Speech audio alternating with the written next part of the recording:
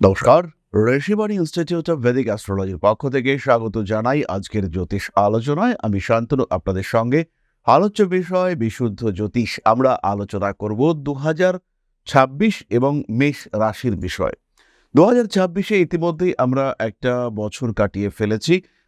শুধু 2026 নয়, প্রথম থেকেই মেষ রাশি বা লগ্নের বহু মানুষ রয়েছেন যারা ক্রমাগত পিছিয়ে পড়ছেন। মেষ রাশির যে বেসিক ক্যারেক্টারিস্টিক্স, তার কারণেই মেষ রাশি বা লগ্নের মানুষরা কিছুতেই নিজের চাহিদা, নিজের গোল অ্যাচিভ করতে পারছেন না।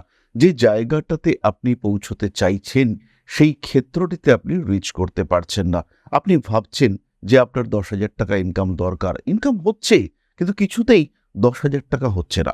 আজকে 8,000 টাকা, কালকে 7,000, পরশুদিন 5,000, তারপরের দিন 3,000, আবার হয়তো কোনো একটা দিন 10,000-এর জায়গায় 20,000 ইনকাম হলো। বাড়িতে এসেই দেখলেন এমন একটা ঘটনা ঘটেছে, এসি খারাপ হয়েছে, ফ্রিজ খারাপ হয়েছে, ইমিডিয়েটলি চেঞ্জ করতে হবে।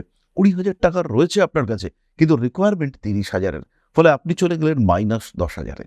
পরের দিনকে আপনি যে টাকাটা আর্ন করলেন, তখন আপনার একটা সমন্বয় এলো, কিন্তু তারপরের দিন আবার জেকে সেই 8,000 টাকা ইনকাম, কিন্তু আপনার রিকোয়ারমেন্ট 10,000-এর। ফলে ক্রমাগত আপনি কিন্তু পিছিয়ে পড়ছেন। ইউনিভার্স যেন একটা অদ্ভুত বাধা আপনার জীবনে ক্রিয়েট করেছে। এই একইভাবে রিলেশনশিপের ক্ষেত্রে, এই একইভাবে ইনভেস্টমেন্টের ক্ষেত্রে ক্রমাগত যেন আপনার জীবন ব্লক হয়ে যাচ্ছে। ইনভেস্ট করেও সেখান থেকে প্রপার রিটার্ন পাচ্ছেন না। আপনি জানেন বাজারে ফুটফল আছে, মার্কেট খুব ভালো চলছে, কিন্তু আপনার দোকানে লোকজন কম আসছে। চাকরির ইন্টারভিউতে you are the best candidate, কিন্তু যখন ইন্টারভিউ কমপ্লিট হচ্ছে, দেখা গেল আপনার পারফরমেন্স খারাপ হয়েছে, অন্য কেউ চাকরি পেয়েছে। কেন? এই কারণগুলো কি? এটাই আমরা খোঁজার চেষ্টা করব, এবং তার সঙ্গে সঙ্গে কিভাবে এই ক্ষেত্রগুলি থেকে কিছুটা রিকভারি পাওয়া যেতে পারে, সেটাকে আমরা জানার চেষ্টা করব। কালপুরুষের প্রথম রাশি মেষ, ভীষণ পাওয়ারফুল, ভীষণ স্ট্রং। এই রাশির মানুষদেরকে কন্ট্রোল করে মঙ্গল। এখানে 3টে নক্ষত্র রয়েছে, অশ্বিনী, ভরণী, কৃতিকা। প্রত্যেকটি নক্ষত্রের ক্যারেক্টারিস্টিক্স আলাদা, কিন্তু তা সত্ত্বেও এদের মধ্যে একটা মঙ্গলের ইম্প্যাক্ট এটা আমরা দেখতে পাই। এরা দ্রুত সিদ্ধান্ত নিতে পছন্দ করেন। প্রত্যেকের ক্ষেত্রেই কম বেশি হিলিং পাওয়ার দেখতে পাওয়া যায়। অশ্বিনী নক্ষত্রের মানুষদের কিছু কনফিউশন থাকে, বরণী খুব দ্রুত ডিসিশন নিয়ে ফেলেন, আবার কৃতিকা কথায় কথায় রেগে যাচ্ছেন। এই পরিবর্তনগুলোর মধ্যেও আলটিমেটলি প্রত্যেকেই কিন্তু মেষ রাশির মানুষ। এরা রিজিড, এরা স্ট্রেট ফরওয়ার্ড, এরা ভাবনা চিন্তা কম করে, এরা কম ইমোশনাল, এরা অনেক বেশি রেসপন্সিবল, এরা খুব বেশি ফ্রেন্ডলি। এই সমস্ত কারণের মধ্যেই কিন্তু লুকিয়ে রয়েছে এদের ব্যর্থতার সূত্র। তাহলে আমাদের প্রশ্ন হলো, মেষ রাশি বা লগ্নের মানুষরা কেন পিছিয়ে যাচ্ছেন? কেন তাদের সেই অগ্রগতি হচ্ছে না? তার প্রথম কারণ হলো মেষের পরিকল্পনার অভাব। মেষ টাইম ফ্রেমিং তৈরি করতে পারেন না। মেষ রাশি বা লগ্নের মানুষদের সবসময় মনে হয় যে এই কাজটা রয়েছে সামনে, এটা এক্ষুনি করি, কখনোই আমরা অপেক্ষা করব না। শেয়ার মার্কেটে ইনভেস্ট করব, আজকেই করব। আজকে শেয়ার মার্কেটের দাম বাড়ছে, হু হু করে বাড়ছে, অনেকটা বেড়ে গিয়েছে, আমরা বুঝতে পারছি কালকে পড়বে, পরশু পড়বে, তারপরের দিন পড়বে, কিন্তু মেষ আজকেই ইনভেস্ট করবেন, এবং এই ইনভেস্ট করে মেষ ডুববেন। বাংলায় একটা কথা আছে, উঠলো বাই তো কটক যাই। তো এইরকম বিষয় মেষ রাশি বা লগ্নের মানুষদের ক্ষেত্রে প্রযোজ্য। তারা ওয়েট করতে জানে না। তারা সময়ের সঙ্গে সঙ্গে পরিকল্পনা, যে আজকে এই কাজটা করব, কালকে এটা করব, পরশু এটা করব, তারপরের দিন এটা করব, না। মেষ কিন্তু আজকেই সবটা করবে, আর সবটাকেই একসাথে নিয়ে এগোবার পরিকল্পনা করবে। আর এই সবকটাকে নিয়ে একসাথে এগোতে গিয়ে হবে ভুল। এই পরিকল্পনার অভাব মেষের পিছিয়ে পড়ার, মেষের ব্যর্থতা আমি বলবো না। মেষ রাশি বা লগ্নের মানুষরা সহজে ব্যর্থ হন না, তারা প্রচণ্ড লড়াকু, তারা থামেন না। এই না থামার কোয়ালিটি, এটা মেষকে কিছু না কিছু, কোনো না কোনো দিক থেকে সাকসেস এনে দেয়। পুরোটা না হলেও বেশ কিছুটা সাকসেস মেষ কিন্তু প্রতিবার পেয়ে থাকেন। তার কারণ হলো তার ডেডিকেশন, তার অনেস্টি, তার এনার্জি। এগুলোর কারণে মেষ জেতেন, কিন্তু সেই যে জয়লাভ, এটা ইনকমপ্লিট থেকে যায়। তার কারণ হলো, প্রথম কারণ হলো পরিকল্পনার অভাব।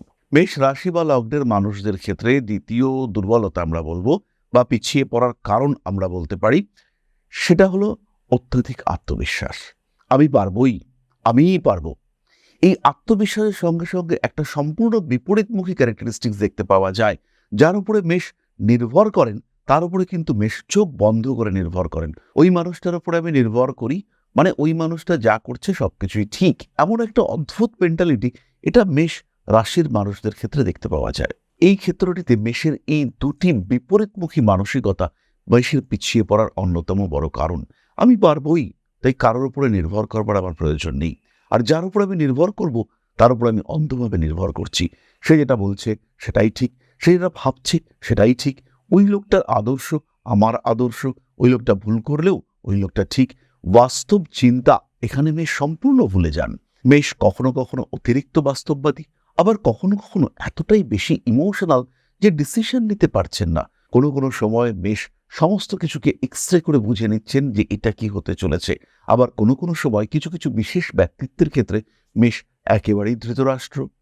ফলে মেষ রাশি বা লগ্নের মানুষদের এই যে ব্যতিক্রমী চারিত্রিক বৈশিষ্ট্য, এর কারণে বেশ কিন্তু পিছিয়ে পড়ছেন। যার উপরে ভরসা করছেন অন্ধের মতো ভরসা, সেই মানুষটা ঠকাচ্ছে আপনাকে, সেই মানুষটা আপনাকে ইউজ করছে, কিন্তু আপনি সেটা রিয়ালাইজ করতে পারছেন না। হয়তো আপনি সেটা বুঝতে পারছেন, কিন্তু মানতে চাইছেন না যে ওই মানুষটা আপনাকে ঠকাতে পারে। যখন আপনি বুঝলেন, যখন আপনি মানলেন, বাড়ির লোকরা বারবার বলছে তুমি সরে আসো ওখান থেকে, এই পার্টনারশিপ তোমার জন্য সুটেবল নয়, কিন্তু আপনি সরছেন না। অদ্ভুত যুক্তি, আমি সরবো না, ওই মানুষটা আমাকে ভালো করবে, ওই মানুষটা আলটিমেটলি ভালো, খারাপ সময় ওই তো পাশে ছিল, এরকম বেশ কিছু লজিক, কিন্তু ইতিমধ্যেই আপনি ধীরে ধীরে বরবাদের দিকে এগিয়ে চলেছেন। আবার অন্যদিকে একই সঙ্গে বহু দায়িত্ব, অনেক দায়িত্ব থাকার পরেও তারপরে যখন একটা দায়িত্ব বন্টনের পালা এলো, আপনি আগ বাড়িয়ে সেই দায়িত্বটা নিয়ে নিলেন। মেষটা ফিল করবেন আপনার কর্মক্ষেত্রে, আপনার পেশার ক্ষেত্রে, আপনার ব্যবসায় অন্যান্য মানুষরা দিব্যি আপনাকে সামনে রেখে আনন্দ উপভোগ করছে। মেষ এটা ফিল করবেন পুজোর সময়, দুর্গা পুজো বা অন্য কোনো উৎসবের সময় মেষ লক্ষ্য করবেন যে আপনি খেটে যাচ্ছেন, আপনার পরিবার, আপনার সন্তান তারা ডিপ্রাইভড হচ্ছে, তারা ঘুরে বেড়াচ্ছে নিজেদের মতন, কিন্তু আপনি প্রচণ্ড খাটছেন, খেটেই চলেছেন। আলটিমেটলি দেখা গেল যে অন্য মানুষরা ভীষণভাবে এনজয় করছে ক্ষেত্রটাকে, কিন্তু আপনি পিছিয়ে রয়েছেন। ফলে এই দুই বিপরীতধর্মী চারিত্রিক বৈশিষ্ট্য, এটা কিন্তু মেষকে ভীষণভাবে ডিস্টার্ব করে। পরবর্তী বিষয়টি হলো জেদ। মেষ রাশি বা লগ্নের মানুষরা তারা অত্যাধিক জেদি, তারা পিছিয়ে আসতে জানেন না।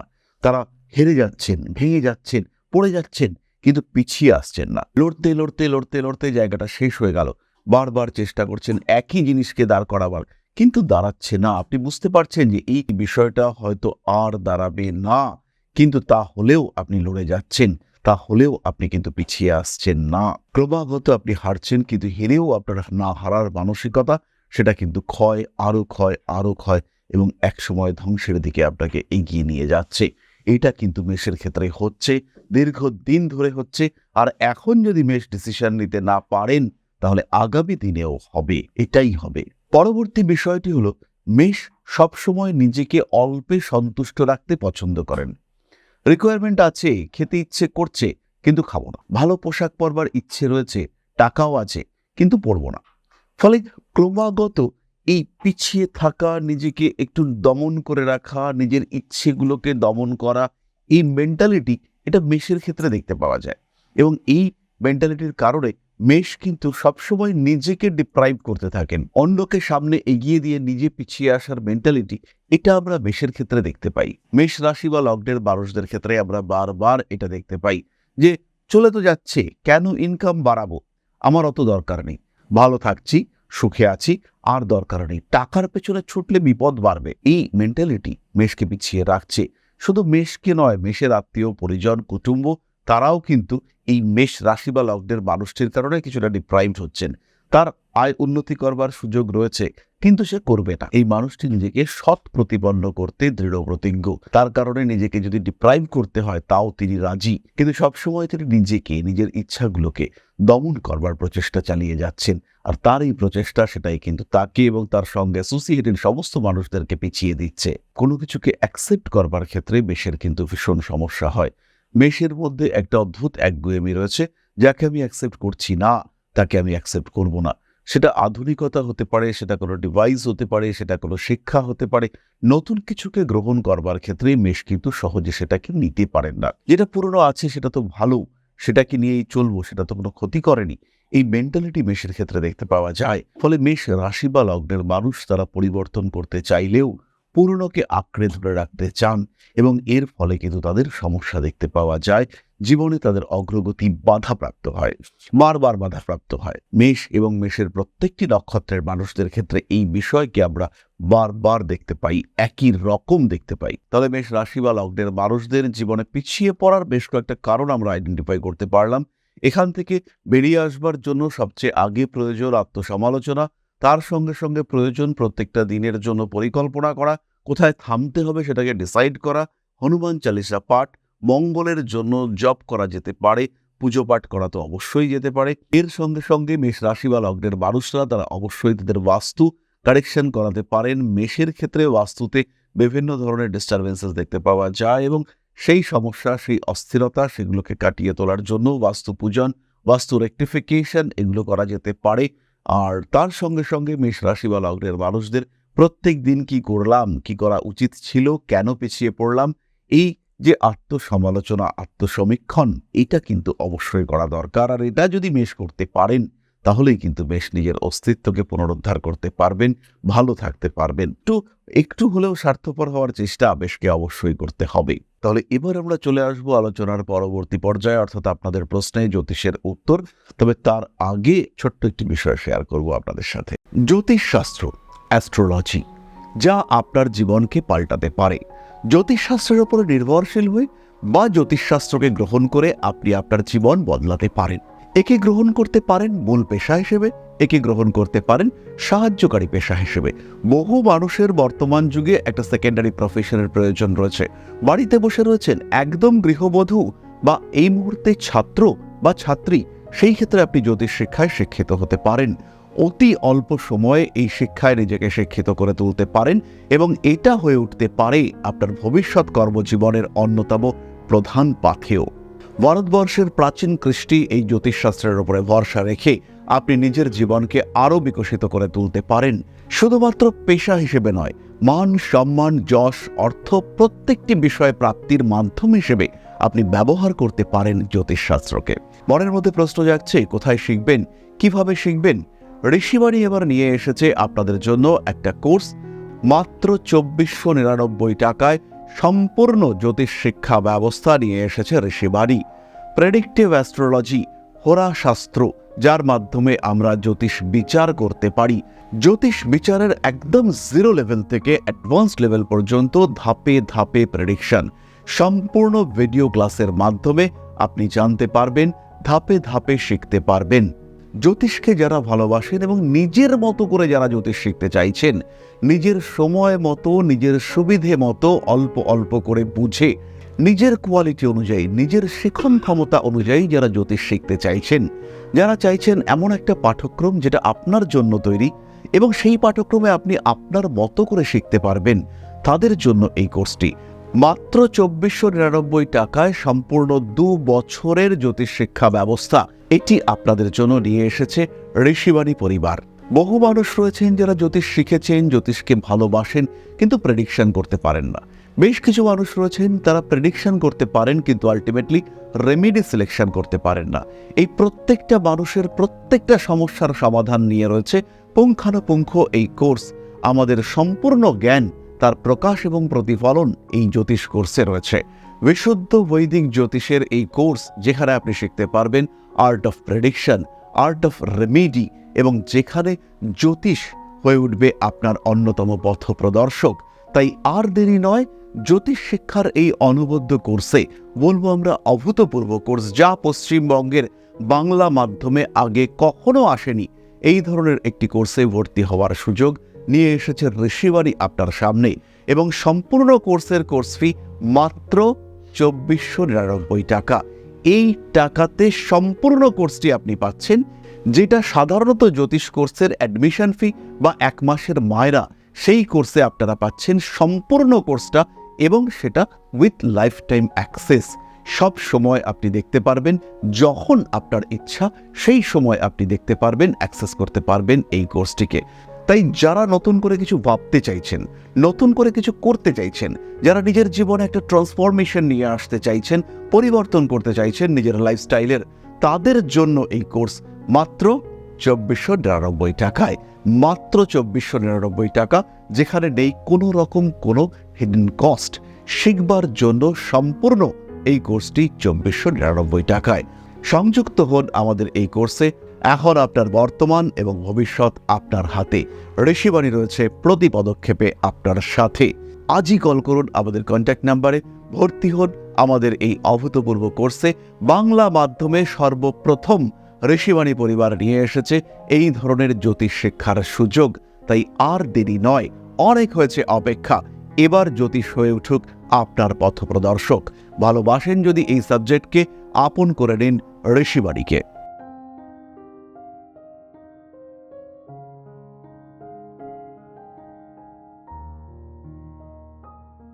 তাহলে এবার আপনাদের প্রশ্ন, জ্যোতিষের উত্তর। প্রশ্ন করেছেন Dipayan Mondal. Date of birth 27/2/2009, 3:57 AM, place of birth Chandipur, Purba Medinipur. মাধ্যমিক দিচ্ছে, স্টাডি কেমন হবে?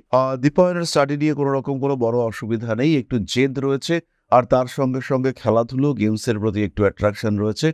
আর কিছুতেই তাকে কিন্তু পড়াশুনোর প্রতি আকৃষ্ট করা সেটা কঠিন হচ্ছে। দীপায়নকে একটু মেডিটেশন করাতে হবে, এটা রেগুলার বেসিসে প্র্যাকটিসের মধ্যে নিয়ে আসতে হবে। আর তার সঙ্গে সঙ্গে সামান্য বুধের প্রতিকারের প্রয়োজনীয়তা রয়েছে। দীপায়ন কিন্তু তার নিজের জীবনে যথেষ্ট উন্নতি করতে পারবে, এই বিষয়ে নিশ্চিন্ত থাকা যায়। বিশেষ করে এপ্রিল মাসের আগে সাইকেল বা এই ধরনের বিষয় ওকে না দেওয়াটাই ভালো। ইলেকট্রনিক জিনিসের প্রতি ওর অ্যাট্রাকশন একটা থাকবে। ছবি আঁকার ক্ষেত্রেও দীপায়ন কিন্তু ভালো করতে পারবে। তাহলে আজকের আলোচনা আমরা আর দীর্ঘায়িত করব না। সবাই সুস্থ থাকুন, ভালো থাকুন। মা শ্রী শ্রী আদিশক্তির আশীর্বাদ বর্ষিত হোক আপনাদের উপর। আরো সমৃদ্ধ হয়ে উঠুক আপনাদের প্রত্যেকের জীবন। জয় মা আদিশক্তি। নমস্কার। ওং অকারাদি পঞ্চাশদ্বর্ণেভ্যো স্বাহা। ওং প্রতিপাদাদি তিথিভ্যো স্বাহা। ওং কৃষ্ণপক্ষায় স্বাহা। ওং শুক্লপক্ষায় স্বাহা। ওং অমাবস্যায় স্বাহা। ওং পূর্ণিমায় স্বাহা।